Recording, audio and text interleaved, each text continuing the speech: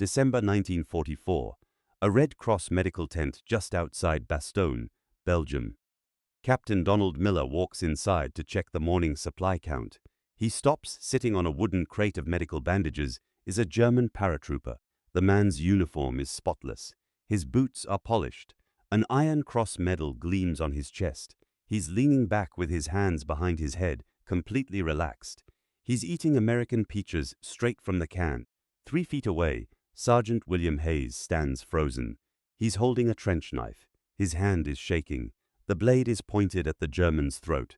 2 American soldiers aim rifles at the prisoner's chest. Outside in the snow, a young medic is bleeding to death. The German officer fired a single rifle shot through the canvas wall of this tent. That bullet killed the medic. Then the German dropped his weapon in the snow, walked inside, and sat down to wait. He knew something. He knew that under the Geneva Convention, a Red Cross hospital had to protect him, feed him, keep him warm. Even if he'd just murdered someone inside that hospital, he was betting his life that the Americans would follow the rules. Miller asks the question everyone in the tent is thinking, "What the hell are you doing here?" The German smiles. His English is perfect. Oxford accent, upper class. "Enjoying your excellent American peaches," he says. "The crackers are a bit stale, but acceptable given the circumstances." That answer reaches General George Patton within the hour. What happens next becomes one of the most brutal and controversial moments of Patton's command. This story almost disappeared from history. Patton never put it in his official reports. The men who witnessed it rarely talked about it. But it happened, and it reveals something raw about the rules of war and what happens when someone breaks them. If these kinds of forgotten stories interest you, I cover a new one every week. Subscribe if that sounds worthwhile. By late December 1944, the German army had launched its last major attack on the Western Front. They caught the Allies by surprise and trapped the American 101st Airborne Division inside Bastogne, a critical crossroads town. German artillery pounded the perimeter day and night. Supply lines were cut.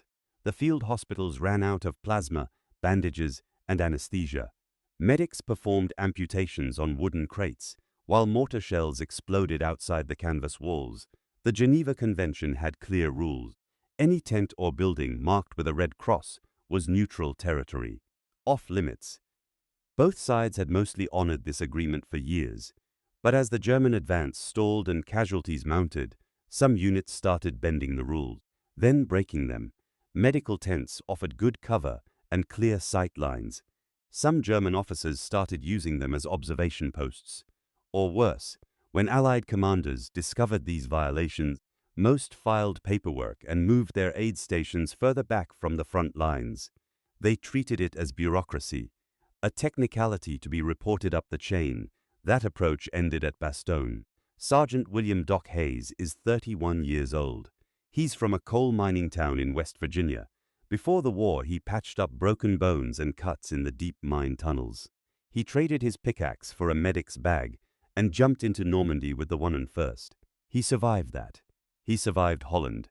He survived 4 years of watching men die. Now he stands inside this blood-soaked tent, hands shaking, not from fear, from rage. He hasn't slept in 4 days. Frostbite is eating into his knuckles. He's holding a trench knife 3 feet from the German lieutenant's throat. Every muscle in his body wants to drive that blade home. He doesn't. Captain Miller steps between them. He looks at the German, studies his clean uniform, his polished boots, his smug smile. "Did you fire from inside this tent?" Miller asks. Lieutenant Hans Becker shrugs. He's 24 years old, born into a wealthy Berlin family. He spent 2 years studying at Oxford before the war. He speaks English better than half the Americans in the room. "War is an unfortunate business," Becker says. His tone is casual, almost bored. The young man was carrying supplies. Eliminating him was a tactical decision, purely professional. Miller's face turns red. "You fired from inside a Red Cross station. That makes you a murderer." Becker actually laughs. "Honor is for novels, Captain, not for the Eastern Front, not for the Ardennes." He gestures around the tent. "This symbol on your roof makes an excellent marker for wind and distance calculations." Then he leans forward, his smile widening. I dropped my rifle outside before your men found me. That makes me unarmed. Under Article 26 of the Geneva Convention, I'm now a non-combatant inside a recognized hospital. He reaches for another can of peaches. You're legally required to protect me from the cold. Miller stares at him, at the dead medic across the room, at Hayes, who's still gripping the knife. He turns to his sergeant. Radio headquarters, now. The report reaches Patton at his command post. He reads it once. His face shows nothing, grabs his helmet, checks his ivory-handled revolvers. Get my jeep, he says. 1 hour later, his jeep skids to a stop outside the medical tent. 4 stars gleam on his helmet, despite the gray overcast sky. His boots crunch through frozen snow as he walks through the tent flap. Every sound inside stops. Every man freezes.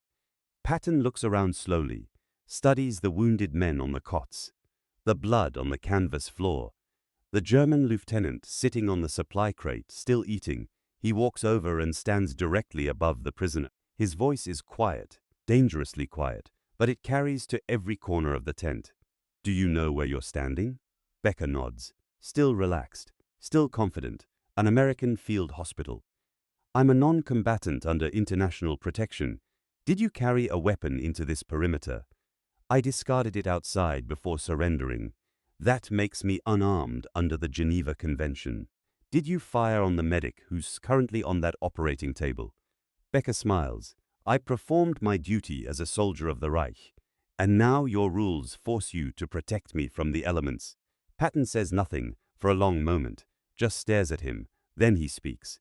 Same quiet tone. I understand your legal framework perfectly. You believe you found a clever loophole in the rules of civilized combat.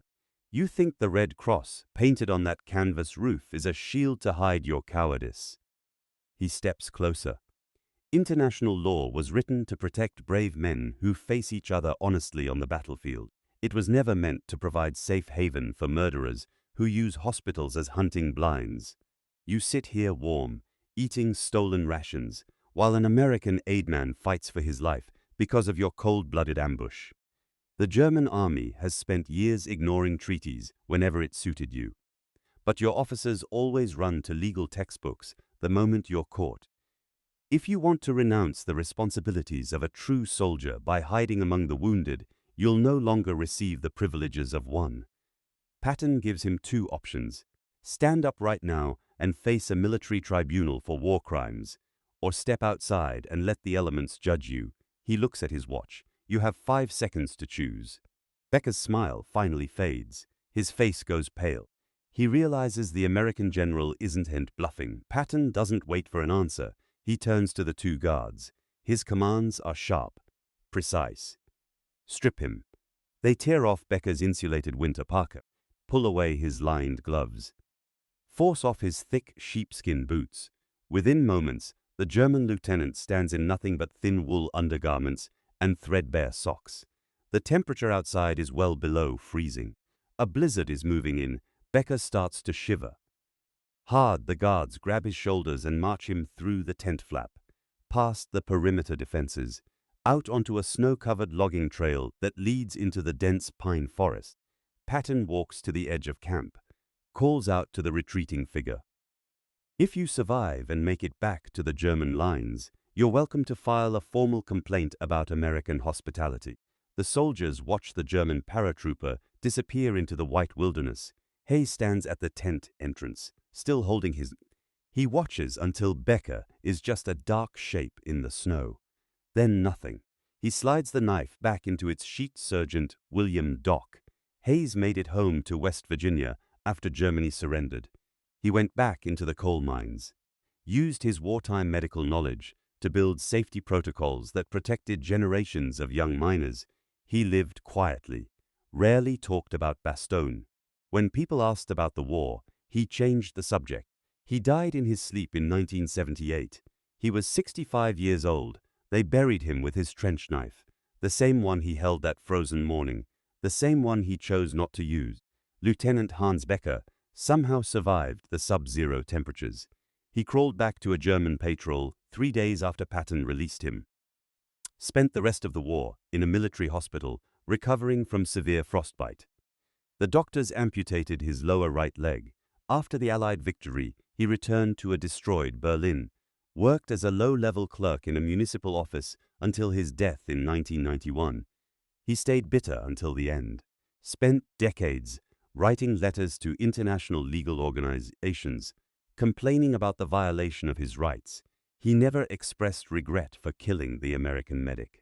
General Patton never included the incident in his official operational reports, never mentioned it in his personal memoirs.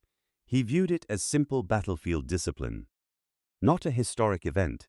He kept a brief handwritten summary locked in his desk drawer. It stayed there until his death in a car accident in December 1945. But 2 days after the confrontation at Bastogne, he wrote a letter to his wife. One line stands out. "A man who uses a house of mercy as a fortress has already forfeited his place among civilized human beings." Here's what matters most about this story. The medical tent at Bastogne remained untouched for the rest of the battle.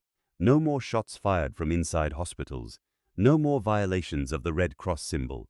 The rules held. Some historians argue Patton violated military law by bypassing a formal tribunal, that he should have handed Becker over to proper courts, that commanders shouldn't make these decisions in the heat of combat.